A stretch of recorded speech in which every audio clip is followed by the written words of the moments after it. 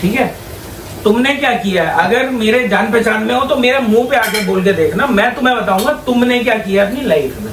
Good evening guys.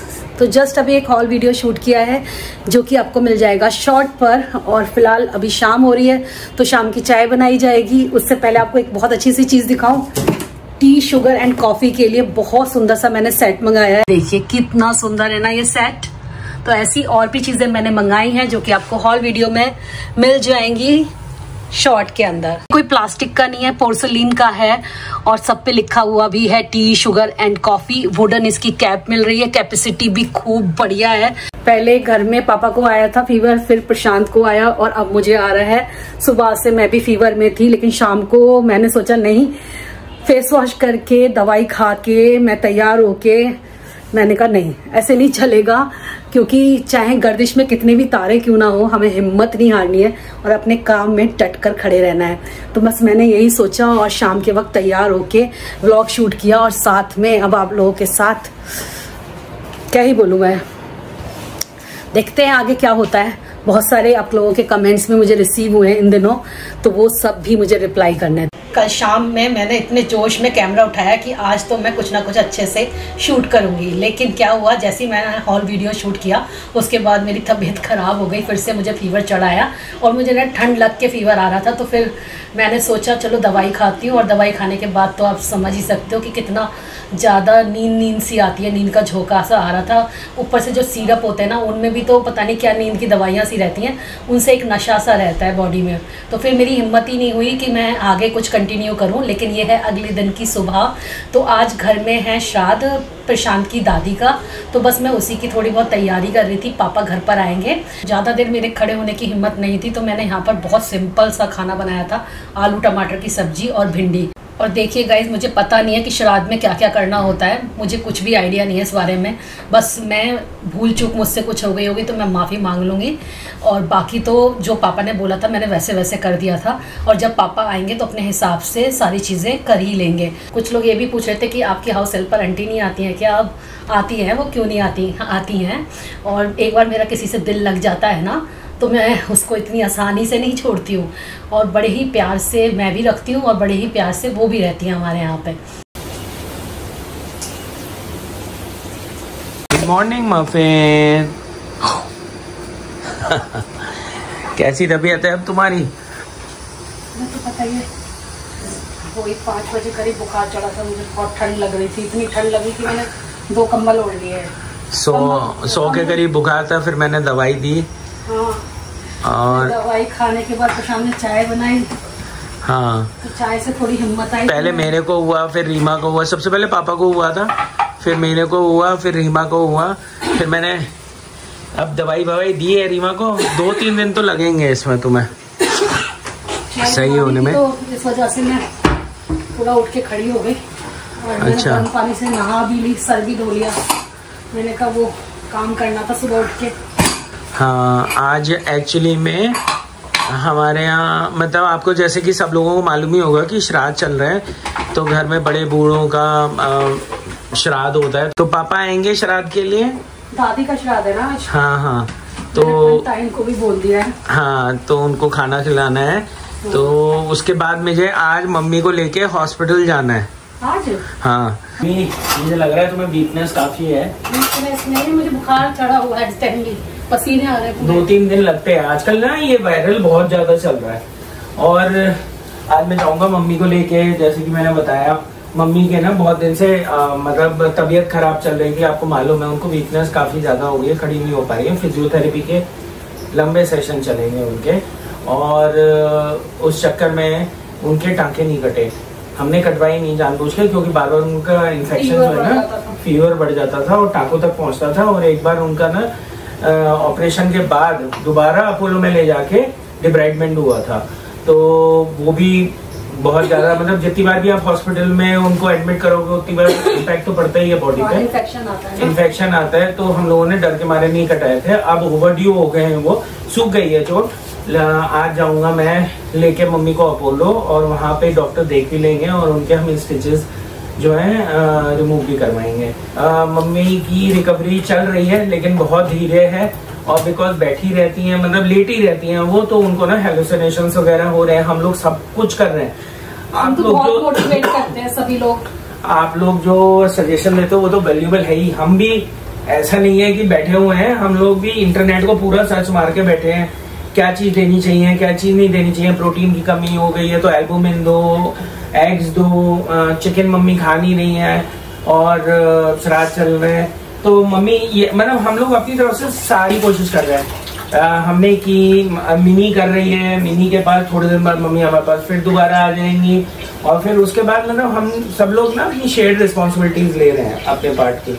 हम सब लोग ना मिलके ही काम करेंगे तभी हो सकता है ये, किसी के ऊपर भी ना इम्पैक्ट नहीं पड़ना चाहिए किसी के भी काम पे। और आप लोग भी ये सोचो कि मान लो कोई जॉब कर रहा है या कोई कुछ भी कर रहा है, राइट, तो वो 2 महीने तो छुट्टी लेके नहीं बैठ सकता काम से, राइट। कभी किसी को करना पड़ेगा, कभी किसी को करना पड़ेगा। इवन मान लो किसी के घर में कोई बीमार है तो वो जॉब पे जाता है तो उसका बॉस उसे 3 महीने 4 महीने की छुट्टी तो नहीं दे सकता ना। अब मम्मी को हो गए 2 महीने से ऊपर, उनका ऑपरेशन हुआ है।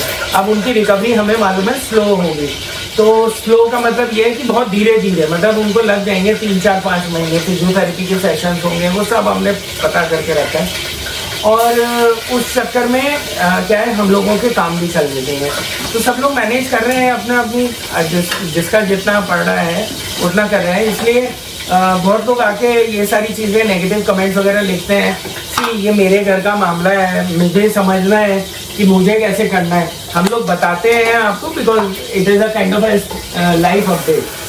बट लोग कहीं ना कहीं ये भूल जाते हैं कि जो वो बोल रहे हैं या कर रहे हैं, जब उनके ऊपर आती है तो वो ये सारी चीजें भूल जाते हैं। क्योंकि हर कोई इंसान जो होता है ना अपनी सिचुएशन के हिसाब से डिसीजंस लेता है और वही हम लोग भी कर रहे हैं। मामा के केस में ही देख लो, तीनों बच्चों ने मिलके किया तभी तो मामा आज ठीक महसूस कर पा रहे हैं। अगर एक ही बच्चा करता तो फिर क्या होता? और क्या, एक ही ने थोड़ी किया, कभी उनका बड़ा लड़का रहा, कभी उनका छोटा लड़का रहा, कभी बहू रही, तो ऐसे करके उन लोगों ने किया। और एंड में बच्चों ने किया, सबको अपनी अपनी जॉब करनी थी, सबका था, हम दोनों का भी काम है।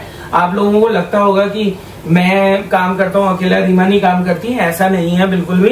रीमा का अपना काम होता है, इनके अपने कमिटमेंट्स होते हैं काम करने के, इनके अपने कोलैब्स होते हैं, सब कुछ नहीं छोड़ा जा सकता। लोग तो बहुत कुछ आके लिखते हैं, बकवास लिख के जाते हैं, मुझे उससे कोई फर्क नहीं पड़ता। जिनके पास चेहरे भी नहीं है वो सब लोग बकवास लिख के जाते हैं और इतनी लंबी लंबी चिट्ठियां लिख के जाते हैं which we don't even read.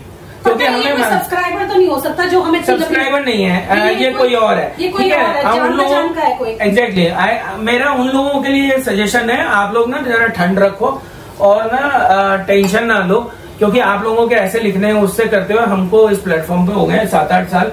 We are prone to it. We react to it also. We react to it also because sometimes it is very necessary. मेरे भी अपने कोलैबोरेशंस चलते रहते हैं और मेरे अपने कमिटमेंट होते हैं। जब मैं YouTube पर हूँ तो मेरे पास ऐसा तो नहीं है कि मैं खाली बैठी हुई YouTube पे, मुझे भी अब देख रहे हो ना पिछले 15-20 दिन में कितने कम रीमा के ब्लॉग्स गए हैं। मैं खुद ही देख रहा था, सब लोग अपडेट मांगते हैं, नहीं कर पाते। और कंपनीज के साथ कोलैबोरेशंस होते हैं, सालों की मेहनत है रीमा की, जो उन कंपनीज के संग एसोसिएशन बनाए हैं। और पेरेंट्स भी जरूरी है, बैलेंस करके चलना पड़ेगा। आज मैं काम छोड़ूंगी तो कल काम थोड़ी मिलेगा मुझे। अगर रीमा मना करती रहेगी कि मैं नहीं कर रही, कल को वो कंपनीज आना बंद कर देंगी, राइट। सारी चीजें जरूरी है लाइफ में, सब कुछ। अगर मैं और रीमा अर्न करना बंद कर देंगे तो हम कशिश को कैसे सपोर्ट करेंगे? जबकि कशिश आपको पता है बाहर तो क्या वहाँ पे इंडिया में पढ़ाना और बाहर पढ़ाना सेम कॉस्ट पे होता है? जो भी समझदार होगा उसे मालूम होगा, राइट। तो मुझे तो बहुत ज्यादा ऐसे लोगों के ऊपर गुस्सा आता है जो लोग आके ना, बस कुछ है 2-3 जो आके नई नई आइडियाज बना के ना वो करते हैं। कभी हिम्मत पड़े ना मेरे सामने आके मुंह पे बोलना, तब मैं उनको बताऊंगा तुमने क्या किया, ठीक है, तुमने क्या किया है। अगर मेरे जान पहचान में हो तो मेरे मुंह पे आके बोल के देखना, मैं तुम्हें बताऊंगा तुमने क्या किया अपनी लाइफ में।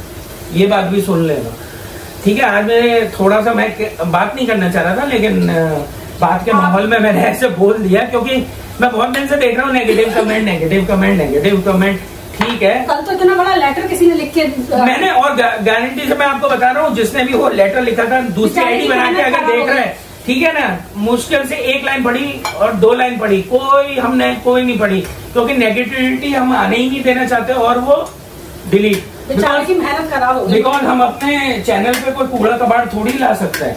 जैसे मान लीजिए आपके घर के सामने कोई रोज कूड़ा डाल के जाने लगे, तो क्या आप उसे ऐसे छोड़ दोगे या सफाई करोगे? सफाई करोगे ना अपने घर के आसपास की। हाँ। बस वही हम कर लेते हैं, तो प्लीज करनी भी वही चाहिए। तो ये चैनल मतलब रीमा का है, नाम ही है इंडियन मॉम स्टूडियो, और पिछले 8 साल से चला रही है। ये किसी और का चैनल नहीं है। तो जैसे रीमा चाहेंगी, जैसे हमारी फैमिली चाहेगी, हम वैसे ही करेंगे और हम एप्रोप्रिएट हमारी फैमिली को कोई दिक्कत नहीं है, तो ये लोग कौन होते हैं आके बोलने वाले? हमारी फैमिली को तो मिनी के पास है, आप लोगों को नहीं मालूम कि मिनी के पास मम्मी कितना रुकती है, हमारे पास कितना रुकती थी? 2 दिन 3 दिन, राइट। हम किसी को कोई ये थोड़ी कहते मम्मी आप जाओ यहाँ से, मम्मी आप चली जाओ, आप हमारे पास मत आओ। अपना अपना होता है। आप ये देखिए, उनका है मिनी के संग, वो तो सोनी के संग भी नहीं रुकती है। तो मतलब इसका मतलब सोनी गलत हो गई, मतलब मेरी सबसे छोटी सिस्टर। तो मैक्सिमम लोग तो जो मेरे व्लॉग्स देखते हैं वो काफी अच्छे हैं, काफी कोऑपरेटिव हैं और काफी अंडरस्टैंडिंग हैं, और जिनको मैं हमेशा अप्रिशिएट भी करती हूँ और हमेशा उनको मैं अपना ढेर सारा प्यार देना चाहती हूँ। उनके लिए नए नए व्लॉग्स बनाना चाहती हूँ, ऐसे कंटेंट लेकर आना चाहती हूँ अपने व्लॉग्स में जो उनके लिए सच में हेल्पफुल हो।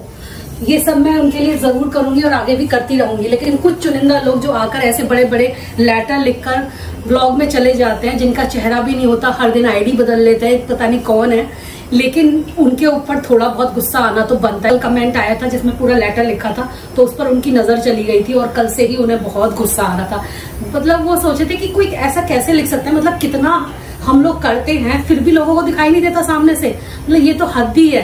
तो कभी कभी गुस्सा आ जाता है। उनकी तरफ से मैं आप लोगों से माफी मांगती हूँ कि अगर आप में से जो मेरे अच्छे सब्सक्राइबर्स हैं, मैं उन लोगों से सॉरी बोलती हूँ अगर आप लोगों को इस व्लॉग के थ्रू कोई भी गलत इंट्यूशन लग रही हो।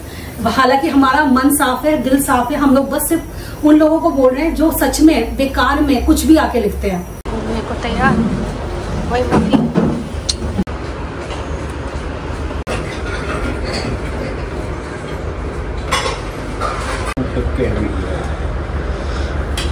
गाइस आज दादी का श्राद्ध है और पापा आए हैं करने के लिए, बिकॉज हमारे घर से कर सकते हैं।